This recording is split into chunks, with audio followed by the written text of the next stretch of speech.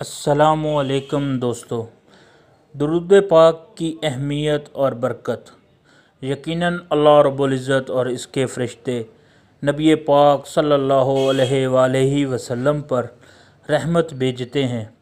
اے وہ لوگو جو ایمان لائے ہو، تم بھی حضور پاک صلی اللہ علیہ وآلہ وسلم پر درود پاک بھیجو۔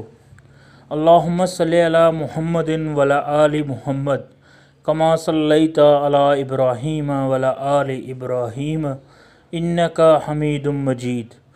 اللہم بارک علی محمد وعلی آل محمد کما بارکت علی ابراہیم وعلی آل ابراہیم انک حمید مجید۔ حضرت عمر بن خطاب رضی اللہ تعالیٰ عنہ سے روایت ہے کہ دعا آسمان اور زمین کے درمیان ٹھہر جاتی ہے، اور جب تک تو اپنے نبی حضور پاک صلی اللہ علیہ وآلہ وسلم پر درود نہ بھیجے، اس وقت تک اس کا کوئی حصہ اللہ تعالیٰ کے حضور پیش ہونے کے لیے اوپر نہیں جاتا۔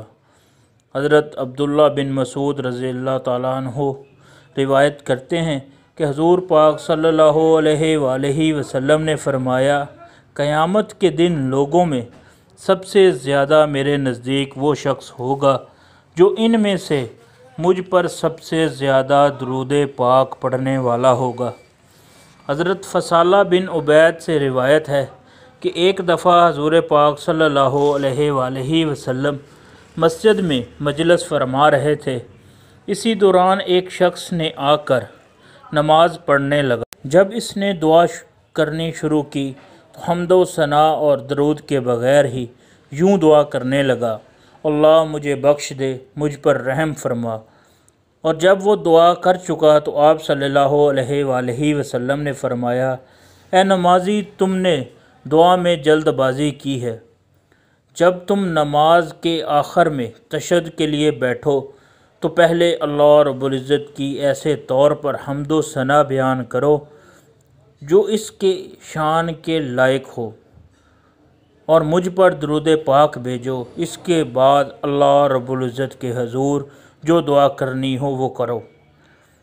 اس حدیث کے راوی حضرت فضالہ بن عبید رضی اللہ تعالیٰ عنہ روایت کرتے ہیں کہ جب حضور پاک صلی اللہ علیہ وآلہ وسلم اس شخص کو یہ ہدایت دے چکے، اس کے بعد ایک اور شخص آ کر نماز پڑھنے لگا۔ اس نے اپنے لیے دعا کرنے سے پہلے اللہ تعالیٰ کی حمد و ثنا بیان کی، اور اس کے بعد حضور پاک صلی اللہ علیہ وآلہ وسلم پر درود بھیجا۔ اس پر حضور صلی اللہ علیہ وآلہ وسلم نے فرمایا، اے نمازی، اب دعا کرو، تمہاری دعا قبول ہوگی۔ حضرت کعب بن عجرہ رضی اللہ تعالیٰ عنہ بیان کرتے ہیں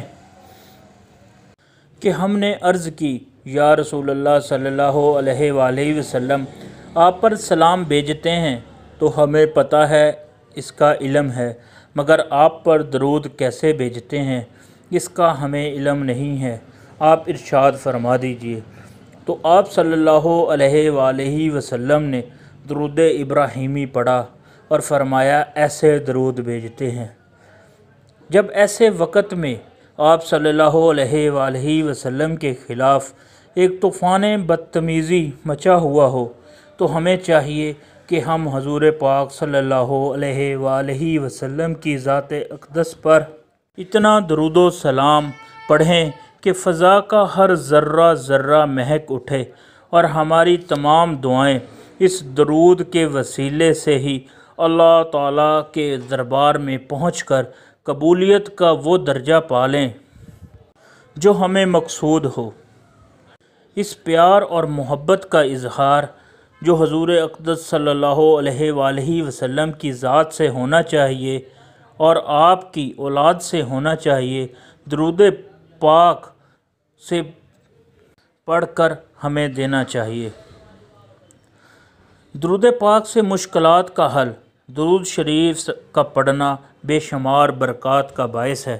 یہ ایک ایسا ذکر ہے جو کبھی ختم نہ ہونے والا ذکر ہے، کیونکہ اللہ تعالیٰ حضور نبی کریم صلی اللہ علیہ وآلہ وسلم پر درود بھیجتے ہیں۔ درود پاک کے فضائل کا شمار نہیں کیا جا سکتا۔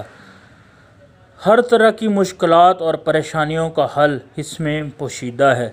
سچے دل سے اور خلوص نیت کے ساتھ پڑھنے پر بگڑے کام سنور جاتے ہیں، مشکلات آسان ہو جاتی ہیں۔